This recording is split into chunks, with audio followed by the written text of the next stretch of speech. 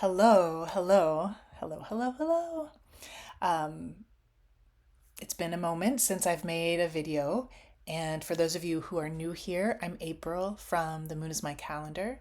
And this is going to be a short video for how to use the journal. This is not the journal. Oh my gosh. This is the wall calendar. So we'll take a look inside here. The journal, this is the 12th edition. And it actually has its own free little course, mini course in here that you can scan the QR code. So if you have one of these, you're set. And I'm hoping to add some little video lessons, additional ones in there this year as well.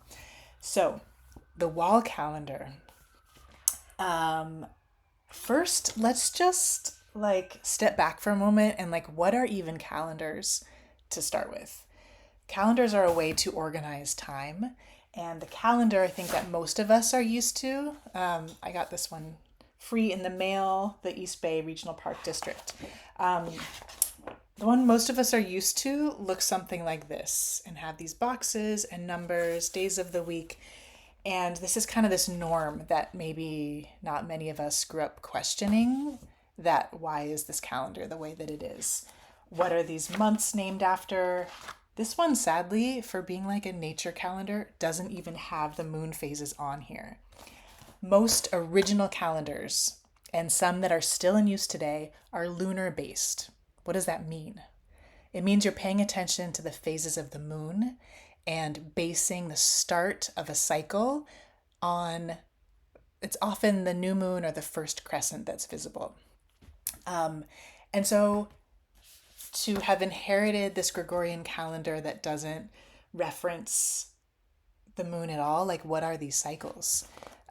It's a way of counting, it's a way of marking, but it gives us a sense that time is linear and then it's over, rather than time being a circle and a cycle that begins.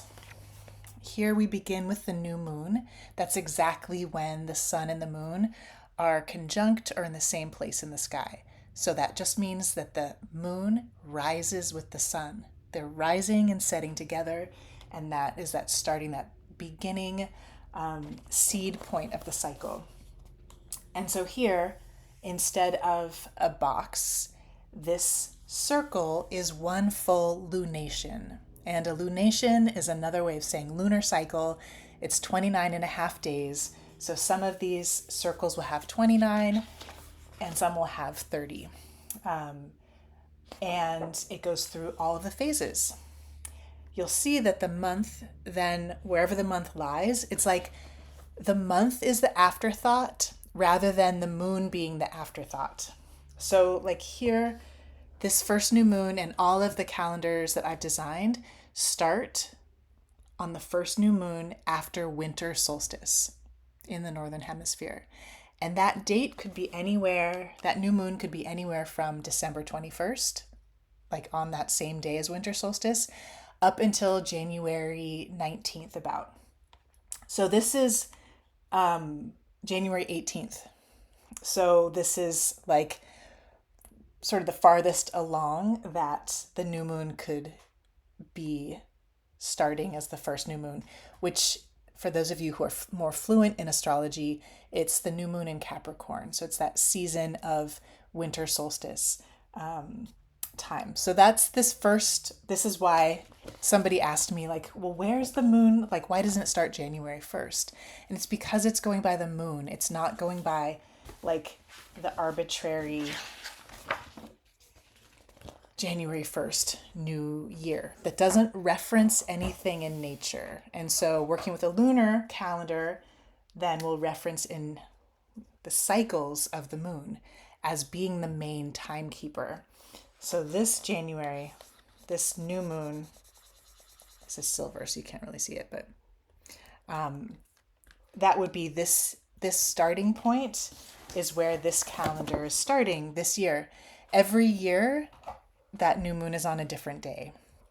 And there's a whole calculation that goes into that, but you don't have to worry about that piece. Just know that it's the new moon that's starting here is the one that's after winter solstice.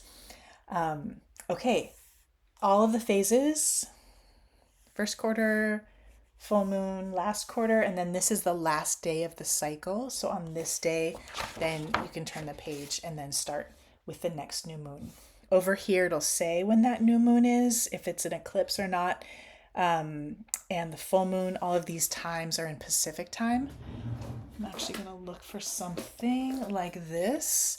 If you have little stickies and it helps you to kind of pace along and track along with like a little arrow just to kind of see where you are in the cycle, that's one way that you can do that. What do you write on here? What do you do with it?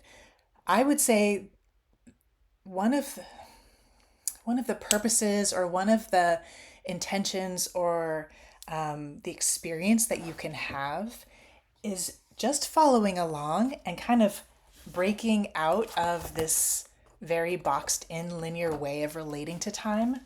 That is one of the reasons we're disconnected or may feel disconnected from cycles, is because many of us did not grow up with a calendar that reflected cycles. So no matter what you write on here, just by the act of following along with the circle, you are repatterning your relationship. So just know that there's not like a right way or something specific that you have to do, other than really just tuning in, attuning to this way of following along with time.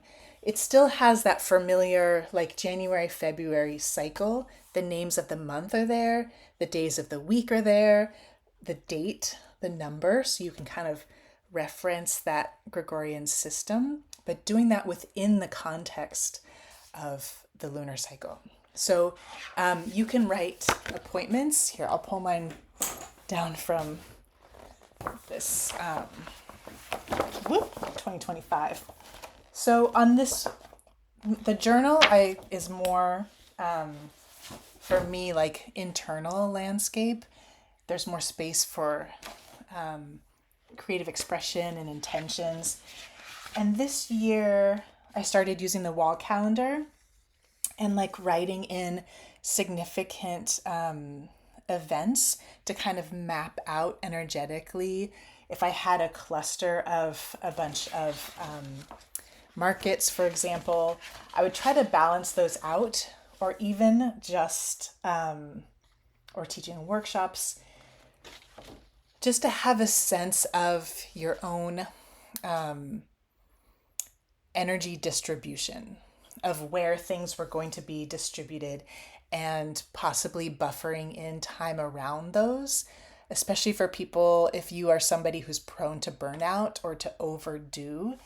This circle might help you give, like, it gives almost this holistic view or snapshot to see where your energy is going, and then to adjust accordingly.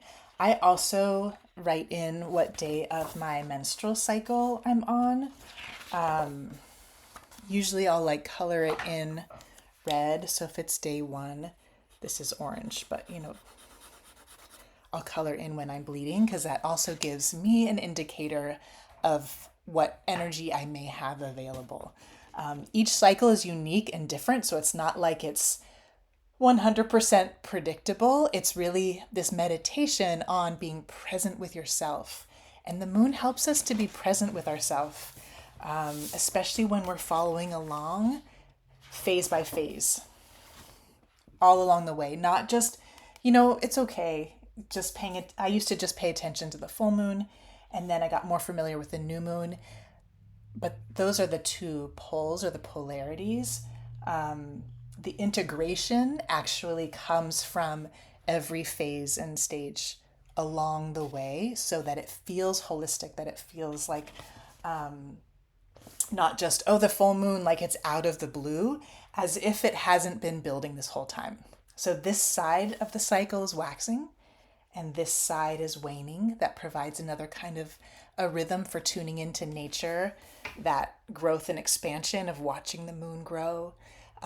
It's beautiful to think about seeds you plant on the new moon growing with the moon. And then that waning, that less and less light, is like the exhale. It's releasing. It's perhaps not saying more to things. until you've cleared off your plate or been able to release something, so we're not just like filling up, which the overculture encourages. So we fill up to the brim and then we're like maxed out and overwhelmed. So that's just part of the almost like the byproduct of just practicing this, is like just getting in tune with this other natural rhythm and way of being that perhaps we never had a model of or an imprint of growing up. So that is just in a nutshell, like the layout and how the calendar, how it works. And here is the sign that the moon is in, the astrology. So I'm going to make another quick video. If you're interested in the astrological piece, you can watch that. And if you're not, it's totally fine to ignore it. I created the calendar 12 years ago before I even knew the order that the signs went in the zodiac. So it was the moon kind of teaching me along the way. So it's developed to this point.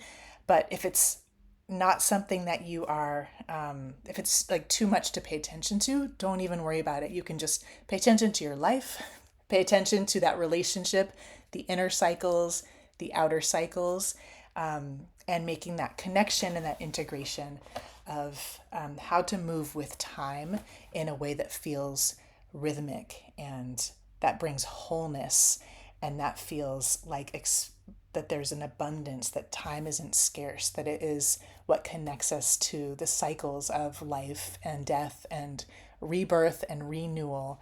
And each of these cycles is like its own lifetime in many ways, the journey that we go on. Okay, tune into the next video if you're interested in learning more.